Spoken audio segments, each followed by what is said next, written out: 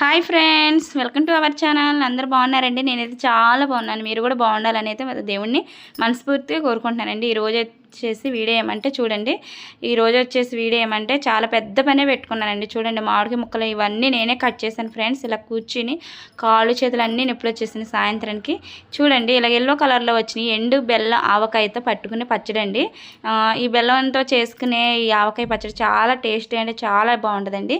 నేనైతే ఇంకా cutting video కానీ స్టిచ్చింగ్ వీడియో కానీ ఏం పెట్టట్లేదండి. ఇంకా 2 రోజుల నుంచి ఈ పచ్చళ్ళ పనే సరిపోయింది నాకు.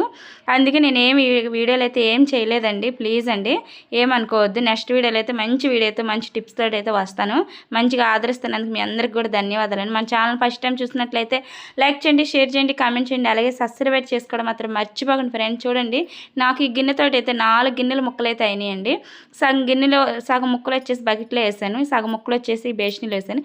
ఇవి పెరుగు బకెట్లు అండి. మా ఇంట్లో 5-6 బకెట్లు ఉన్నాయి. పెరుగు తెచ్చి ఫంక్షన్లు అప్పుడు పెరుగు బకెట్లు తెచ్చుకుంటాం కదా, ఆ బకెట్లు అయితే చేసుకుంటున్నామండి. ఇలా 1/4 కేజీ బెల్లంతో 1/4 కేజీ రాళ్ళుప్పుతోటి అయితే నేను ఈ సరిపడా క్వాంటిటీతో అయితే చేస్తున్నానండి. పచ్చడి పట్టేటప్పుడు మిగతా ప్రాసెస్ ఉంటుంది కాబట్టి ఆ ప్రాసెస్లో కారము, మనకి మెంతిపిండి, ఆవుపిండి ఇవన్నీ వేస్తాం కాబట్టి నేను ఆ పచ్చడి పట్టేటప్పుడు కూడా అవి కూడా చూపిస్తానండి. మీకు ఎలా అనిపించింది అనేది నాకు ఒక కామెంట్ అనేది చేయండి ఫ్రెండ్స్. మన ఛానల్లో అయితే మళ్ళీ ఇలాంటి వీడియోలు అయితే కొంచెం స్పెషల్గా ఉన్న వీడియోలు అయితే చేస్తానండి. కటింగ్ వీడియోలే, స్టిచ్చింగ్ వీడియోలే కాకుండా ఇలాంటి వీడియోలు కూడా చేద్దామని ఇలా చేస్తున్నానండి. వంట వీడియోలు అలాంటివి ఏమి కాదు, కొంచెం ఇలాగ మనకి డిఫరెంట్గా ఉండి అయితే చేస్తున్నాను.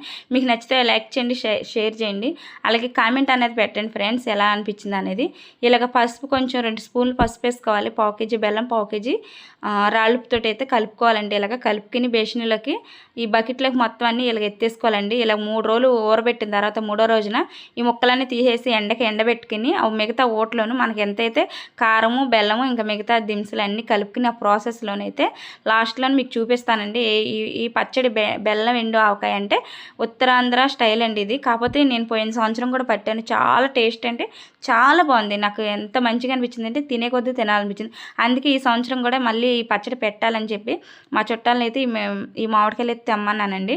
ఇలా ఎల్లో కలర్లో మనకి ఈ కలర్స్ వచ్చిన మామిడికాయలు అయితే కావాలండి. ఎందుకంటే ఇవి మరి పచ్చిగున్న బాగోవు, అలాగని బాగా పీస్ వచ్చేసిన బాగోండి. ఇలాగా కండతోటి ఉండాలి. నేనైతే చిన్న రసం కాయలు అయితే తీసుకున్నానండి.